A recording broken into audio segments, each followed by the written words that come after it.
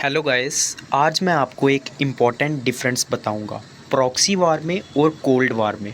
बहुत सारे जो बच्चे हैं ना वो प्रॉक्सी वार और कोल्ड वार में कंफ्यूज हो जाते हैं। ठीक है, मैं आपको एकदम सिंपल लैंग्वेज में बताऊंगा कि प्रॉक्सी वार क्या है और कोल्ड वार क्या है और इन दोनों में जो डिफरेंस है ना वो क्या है। ठीक है, स्टार्ट करते हैं। पहले हम लोग पढ़ेंगे कोल्ड वार।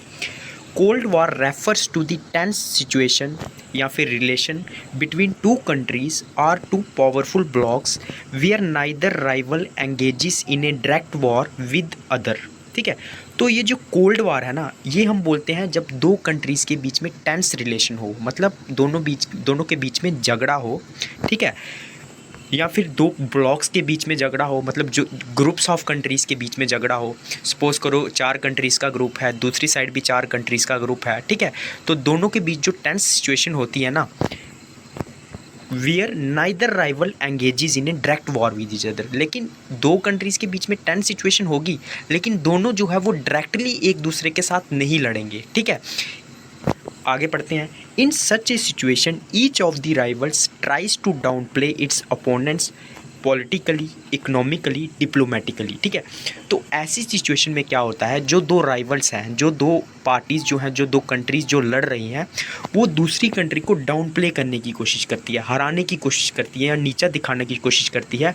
पॉलिटिकली, राजनीतिक तौर पे, इकोनॉमिकली यूज़ करती है, या फिर डिप्लोमेटिक तौर पे, कूटनीतिक तौर पे क्या करती है, उसको नीचा दिखाने की कोशिश करती है। ठीक है, तो ये है कोल्ड वार। मतलब दो कंट्रीज़ के बीच में होगा लेकिन वो दो कंट्रीज़ डायरेक्टली एक दूसरे के साथ नहीं लड़ेंगी। वो पॉलिटिकली हराने की कोशिश करेंगी, इकोनॉमिकली हराने की कोशिश करेंगी, या फिर डिप्लोमेटिकली दूसरी कंट्री को हराने की कोशिश करेंगी। ये कोल्ड वार है, ये आपको समझ में आ गया होगा। अब पढ़ते हैं हम लोग प्रॉक्सी वॉर, फिर मैं आपको कंक्लूजन में दोनों के बीच का डिफरेंस बता दूंगा। Proxy war is a situation of conflict, मतलब ये भी झगड़े की सिचुएशन है बिटवीन टू पावरफुल नेशंस, दो पावरफुल नेशंस के बीच में ये होता है। Where neither party directly attacks each other but smaller states are used to fight for them.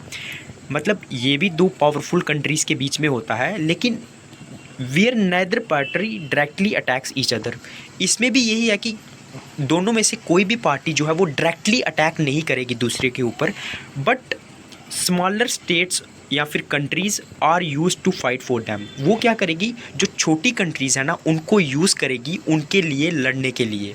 ठीक है, मतलब सपोज़ करो, मैं आपको एक एग्जांपल देता हूँ, ये सपोज़ नहीं है, ये रियल एग्जांपल है। ठीक है, जो कोल्ड वार हुआ था सेकेंड वर्ल्ड वार के बाद यूएसएसआर और यूएसए के बीच में। ठीक है, वो क्या था, कोल्ड वार था।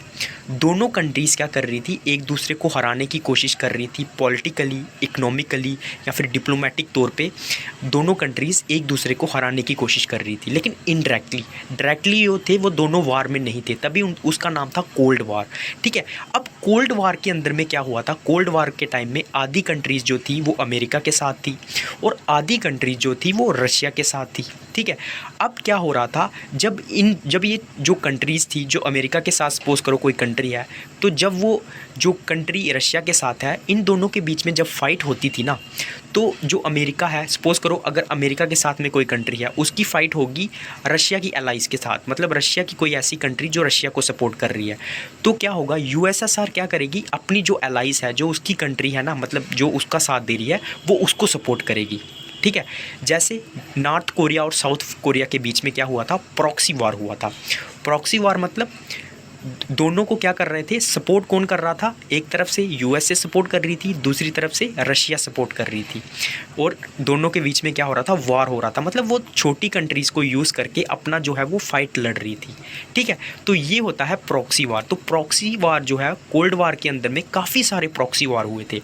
वियतनाम वार भी हुआ था, उसके बाद ये वाला मैंने बता दिया जो नॉर्थ कोरिया और साउथ कोरिया के बीच में हुआ था। इसमें क्या हो रहा था, एक तरफ से यूएसए सपोर्ट कर रही थी, यूएसए उस कंट्री को सपोर्ट कर रही थी, यूएसए को सपोर्ट कर रही थी, रशिया उस कंट्री को सपोर्ट कर रही थी जिसको रशिया सपोर्ट कर रही, मतलब जिसके सपोर्ट में रशिया थी या फिर जिसको रशिया सपोर्ट कर रही थी।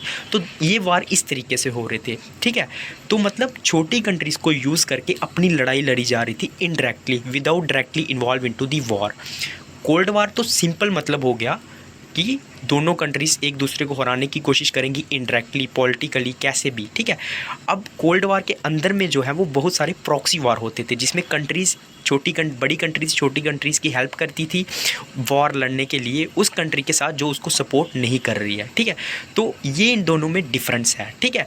मतलब कोल्ड वार जो है वो एक बड़ी पिक्चर है और कोल्ड वार के अंदर में प्रॉक्सी वार होते हैं, ठीक है। एक दूसरे के साथ कंट्रीज़ लड़ने के लिए क्या करती हैं, छोटी कंट्रीज़ का इस्तेमाल करती हैं। तो ये था आज का इन दोनों का डिफरेंस जो मैंने आपको बता दिया एकदम सिंपल लैंग्वेज में। जिसको भी समझ आया है वो चैनल को सब्सक्राइब कर देना, ठीक है।